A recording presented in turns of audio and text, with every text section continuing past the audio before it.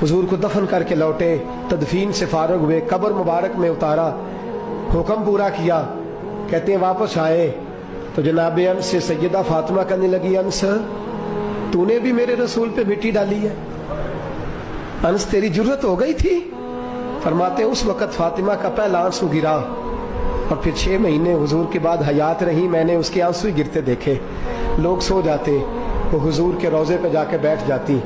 कहते मैं समझाता बहलाता, लेकिन फातिमा कहती अली सब्र अपनी जगह, कर्म अपनी जगह। और मैं तुझे क्या बताऊं, बहन भाई पहले सारे चले गए, वालदा पहले छोड़ गई, अब हुजूर अलैहिस्सलातु सलाम ने भी पर्दा डाल लिया है, मुझे चाह और जानिब कुछ दिखाई नहीं देता।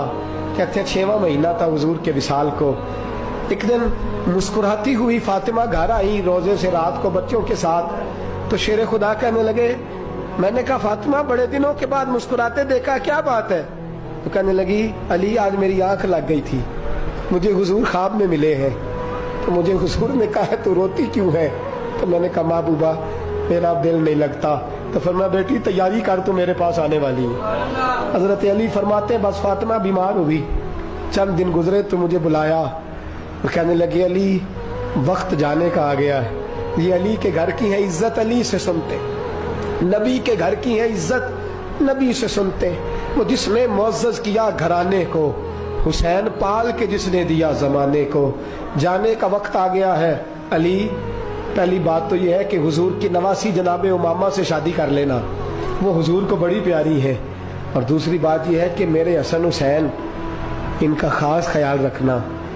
और तीसरे लफ्ज़ कहे तो हजरत अली तड़प के रोए, कहने लगी मैंने वक्त गुजारा है, आपकी हुकूक मेरी जिम्मेदारी थे, मैं इंसान थी भूल जाती थी, अगर मुझसे कहीं कोई कमी रह गई हो तो मुझे रज़ाए इलाही से दरगुजर करना, कहीं मैं हुजूर के सामने जाके शर्मिंदा ना हो जाऊं। शेर खुदा करम अल्लाह ताला वजहुल करीम फरमाते हैं मैंने हाथ थामा और मैंने कहा फातिमा अली का बड़ा मर्तबा था, पर जो तेरी निस्बत से कमाल था वो तेरा ही था।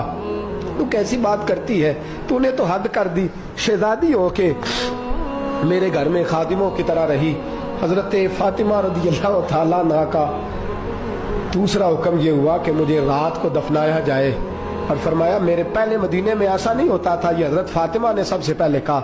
फरमाया मेरी चारपाई के साथ लगा के ना शाखें, चारपाई के साथ तो ऊपर ला के उन्हें ऊपर से बांध देना, और उन शाखों के ऊपर एक कपड़ा डालना, मेरे कफन पर भी किसी की नजर न पड़ जाए।